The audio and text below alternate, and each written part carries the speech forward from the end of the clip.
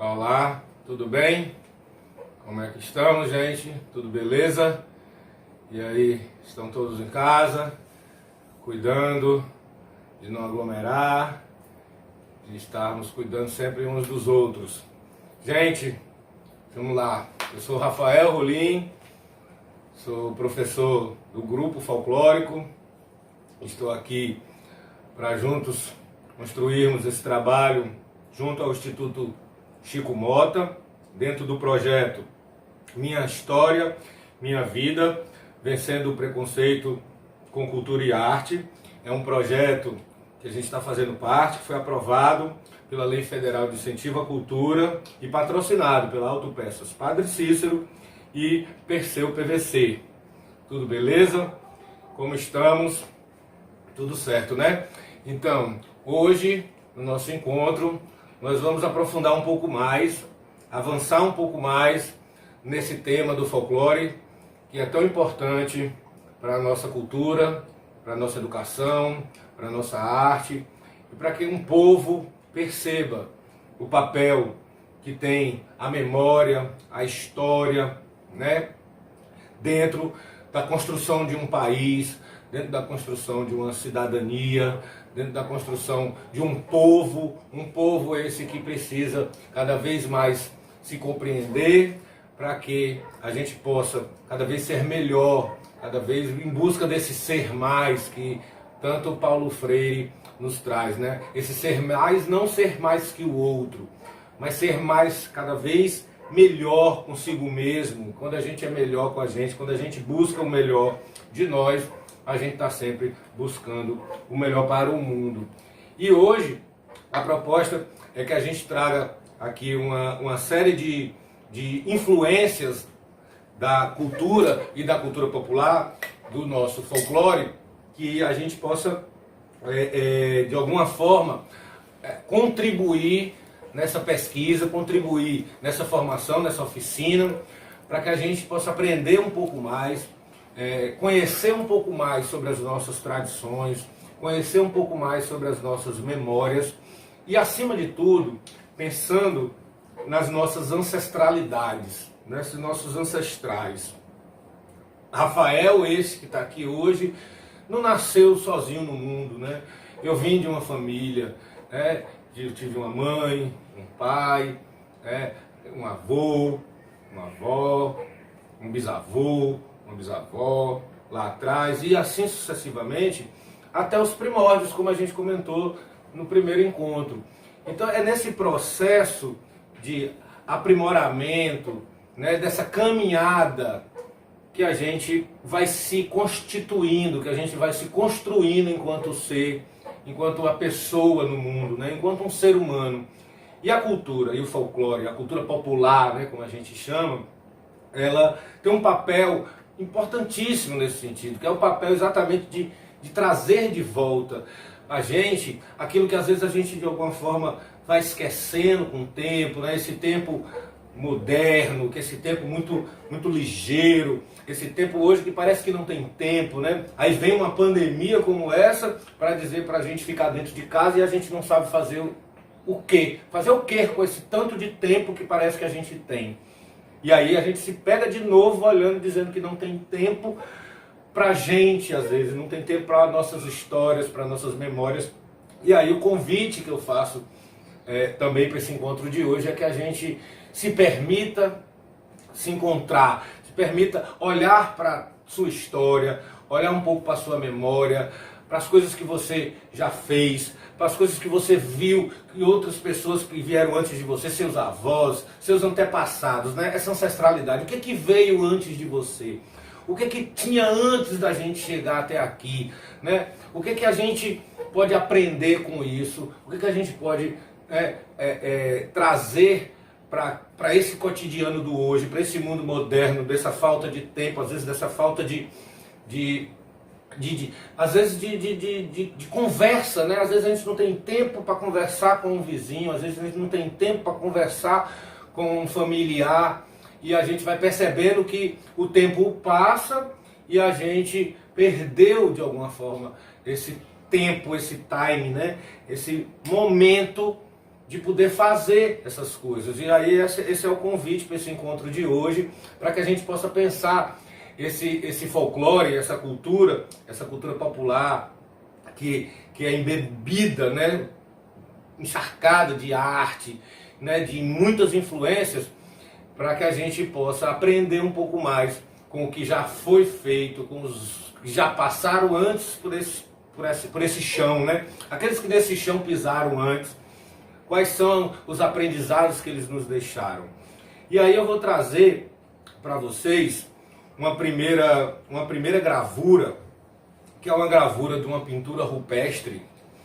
Essa pintura rupestre, eu não sei se todos têm um contato maior com esse tipo de arte, que é uma arte popular. Na realidade é uma arte primitiva, como chamam os especialistas, às vezes os pesquisadores, que são aquelas primeiras pinturas realizadas ainda nas cavernas, em algumas locas de pedras, e são pinturas muitas vezes utilizando elementos da natureza, tanto as figuras quanto as matérias-primas. Então, no sentido assim, de que muitas vezes o urucum que os índios utilizam para fazer as pinturas corporais, né, que é aquele amarelo, aquele vermelho, que a gente usa inclusive como matéria-prima para fazer o coloral. O coloral é a base de urucum.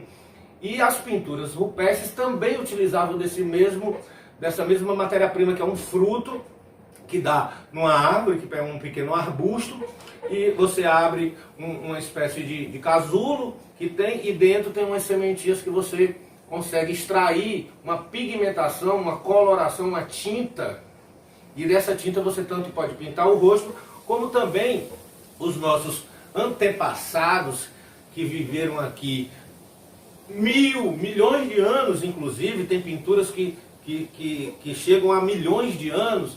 Eles já trabalhavam com essas técnicas e que vão influenciar por um longo período, até os dias de hoje, todo esse nosso arcabouço, toda essa construção de saberes e fazeres que constitui a cultura popular e o folclore brasileiro. E aí as pinturas rupestres, como essas que vocês estão vendo aqui, são pinturas que foram feitas muitas vezes há milhões de anos, como eu falei, e que representam muitas vezes o cotidiano, o dia a dia daquelas populações que viviam naquele período. E naquele período, como eu falei também no nosso encontro anterior, esses povos primitivos, eles migravam, eles andavam muito. Então a gente tem, por exemplo, pinturas rupestres aqui no Brasil, da Serra da Capivara, no Piauí, que é um maior sítio arqueológico de pintura rupestre do Brasil, da América Latina, e um dos maiores do mundo, que é ali no Parque das Sete Cidades, que fica bem próximo aqui do Ceará, ali logo após a linha da Serra Grande, ali depois de Ubajara, Tianguá, Ibiapina. Você só chegando no Piauí, um pouco mais você está no Parque das Sete Cidades, que é onde tem as pinturas rupestres ali no Piauí, que tem também a referência de Luzia, que é o fóssil de um ser humano mais antigo das Américas, né, que data de 13 mil anos, né, ou seja, é muito tempo. Por que eu estou trazendo isso? Porque isso são os princípios, né? O primórdio, de novo eu trago essa palavra primórdio, porque eu penso muito de como as coisas vão se construindo, e elas nunca nascem do nada. Na cultura popular, não existe uma coisa que nasceu do nada. Nada é do nada na cultura popular. Tem sempre uma significação, tem sempre um significado, um símbolo e um signo. Ela simboliza alguma coisa para aquela população. Portanto, essa pintura rupestre que vocês estão vendo, ela é uma significação do modo de vida daquela população naquele período, naquele lugar.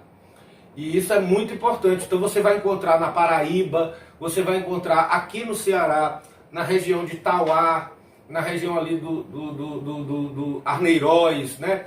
que é dos Inhamuns, né? A Serra dos Inhamuns ali, naquela região dos Inhamuns, tem muita pintura rupestre. Você vai encontrar pintura rupestre no Mato Grosso, você vai encontrar na Bahia, Minas Gerais, ou seja, para além do Brasil também, na América Latina, são referências e influências que a gente precisa de alguma forma entender, conhecer, para reconhecer, para que a gente possa, possivelmente, num momento posterior, a gente entender o porquê dessas pessoas.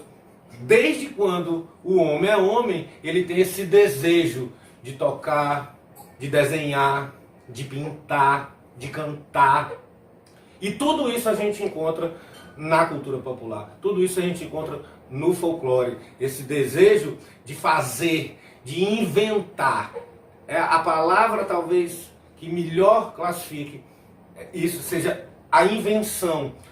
Ele já tinha lá a caça, ele já tinha lá a casa, que era às vezes uma caverna, ele já tinha o fogo, que foi a grande invenção deste homem mais primitivo, e ele precisava de algo mais, como nós. Às vezes a gente tem o nosso emprego, a gente tem a nossa família, a nossa casa, às vezes um carrinho, às vezes um grupo de amigos, mas a gente às vezes precisa de algo mais. E onde que a gente pode buscar esse algo mais? Às vezes a gente pode buscar, como os nossos amigos, nossos antepassados, nossos ancestrais primitivos, na arte, no desenho, na pintura, e nessa pintura que eles retratam esse cotidiano. Passado essa pintura rupestre que eu estou trazendo para vocês, eu vou trazer mais uma lâmina, a gente chama de lâmina, que são essas fotografias, e agora a gente está aqui de frente com um manto tupinambá. É um manto, esse manto ele é todo produzido, ele foi todo confeccionado com penas de arara vermelha por volta de 1500, ou seja, esse manto ele tem para mais de 500 anos, né?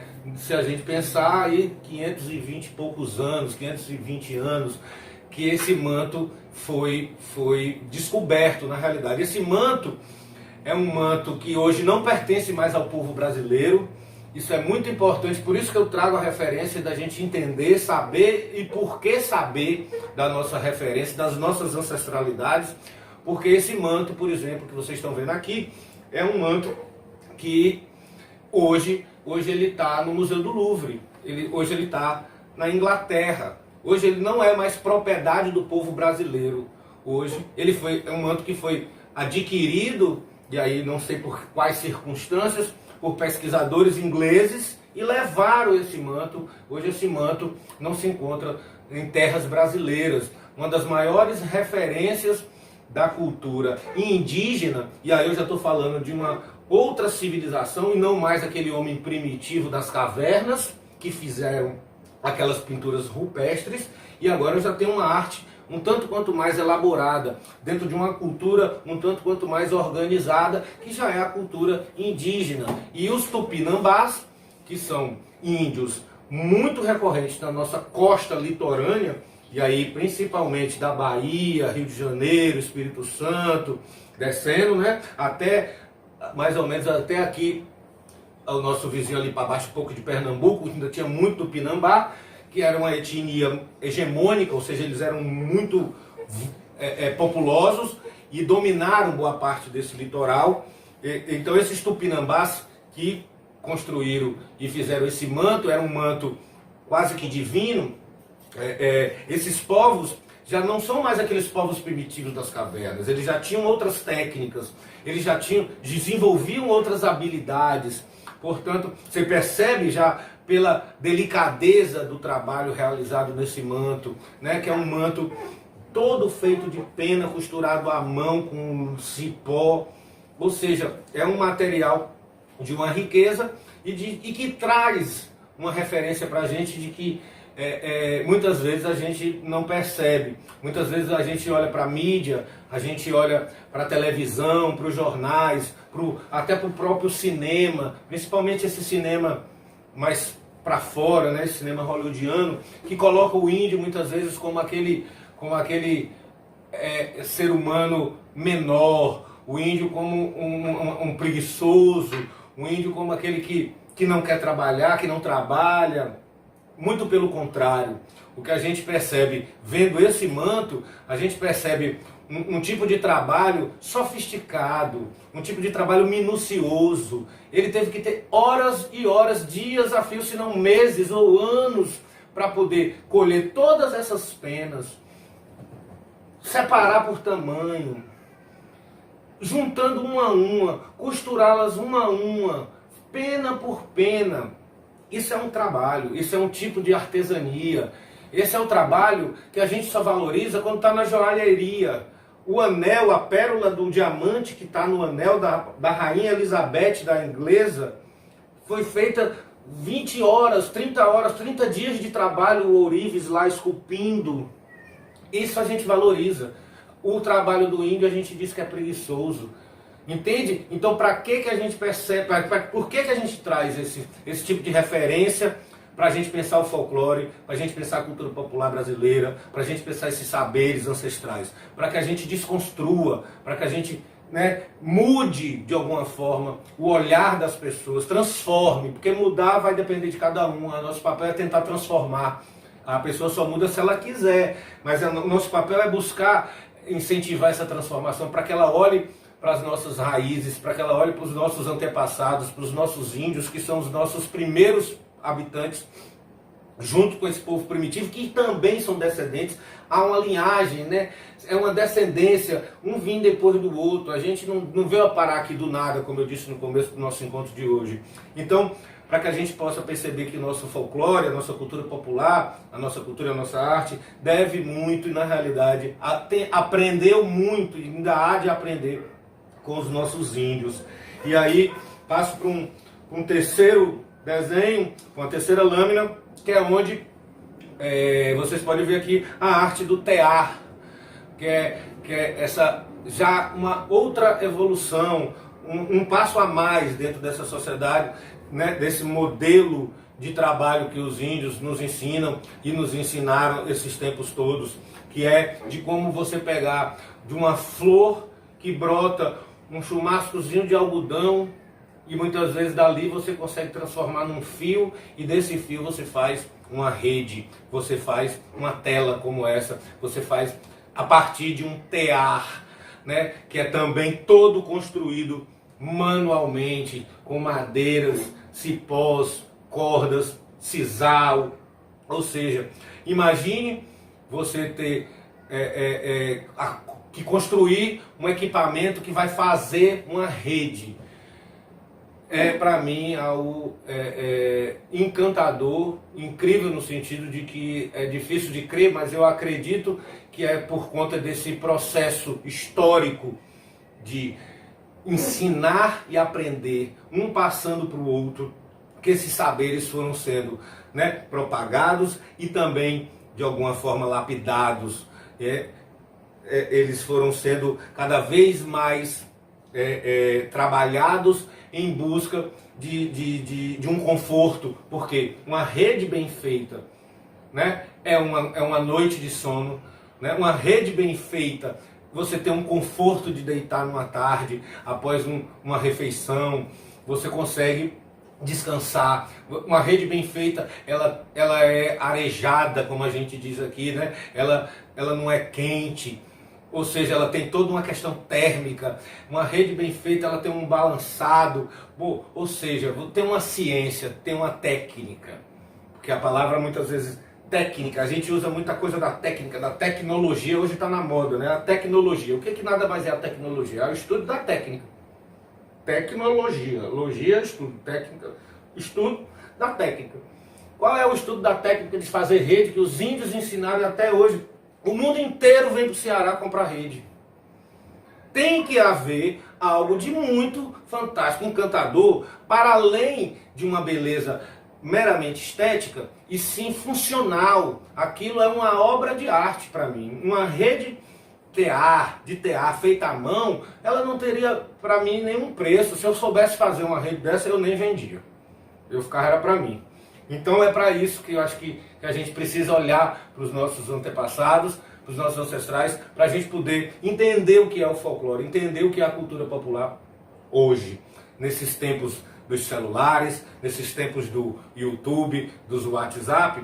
É importante que a gente precisa de tudo isso. A gente não pode negar, até porque senão nós não estaríamos aqui agora. Mas também, quando a gente nega esse saber que veio antes, a gente corre um sério risco de não se reconhecer, de não prestar atenção na nossa identidade, no que nos identifica enquanto gente, enquanto ser humano, enquanto brasileiro, enquanto nordestino, enquanto cearenses. Então, é para isso que eu acho que eu trago um pouco dessas referências.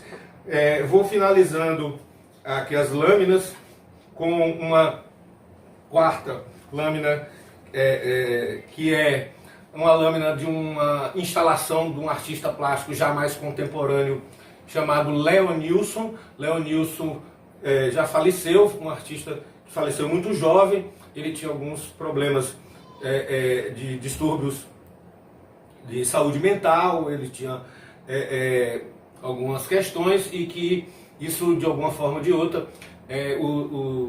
tiraram da nossa convivência muito cedo. Porém, ele deixou um legado. E que legado foi esse? De mexer com essa arte, de pegar essas referências, essas influências. E como vocês estão vendo aqui, ele traz uma instalação em que todas as paredes são de barro.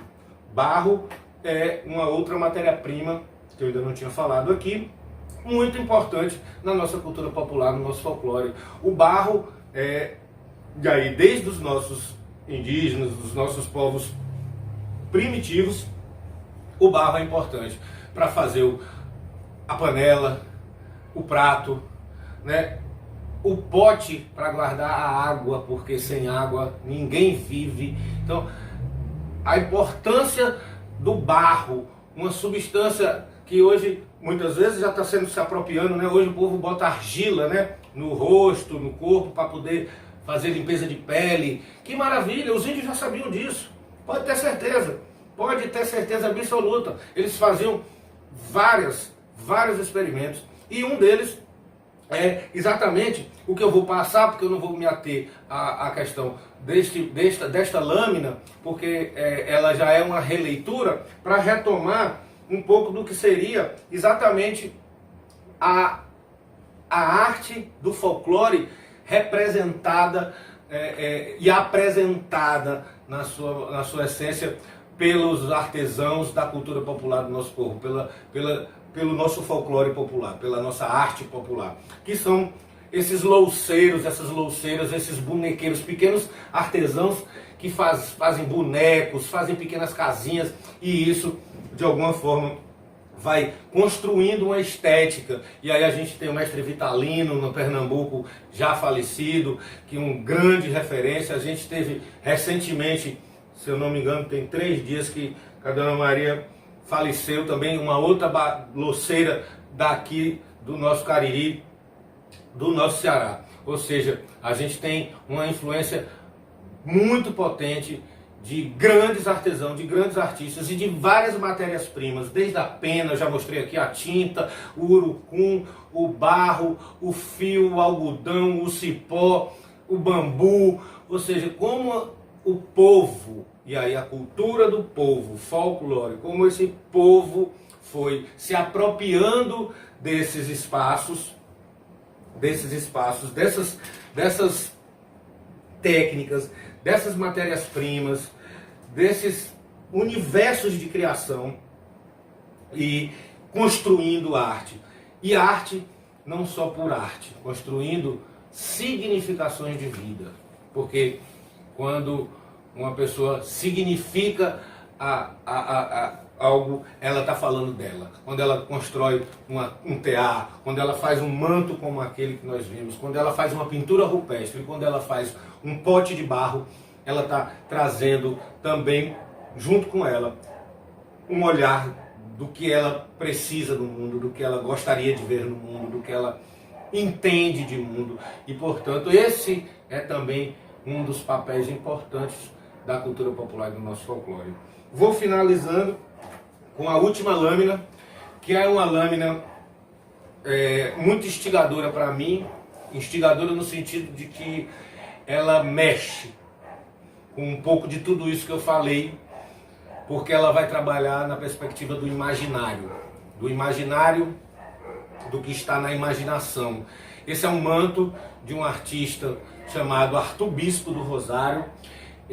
O Arthur Bispo do Rosário ficou internado durante um tempo, durante boa parte da sua vida, mais de 20 anos, no manicômio. Foi descoberto por uma psiquiatra chamada Nise da Silveira, que trabalhava a arte e a cultura na recuperação, ou pelo menos na busca por amenizar o sofrimento dos transtornos e doenças psíquicas. E ela descobriu o Arthur Bispo do Rosário, e o Arthur Bispo fazia esses mantos, ele desfazia as batas, ele recebia uma roupa no manicômio, ele desfazia linha por linha da roupa dele, e num outro tecido ele ia costurando e bordando as inquietações do seu juízo, né? Do seu imaginário, da sua vida, e também as suas angústias, as suas tristezas, as suas dores, mas também as suas alegrias.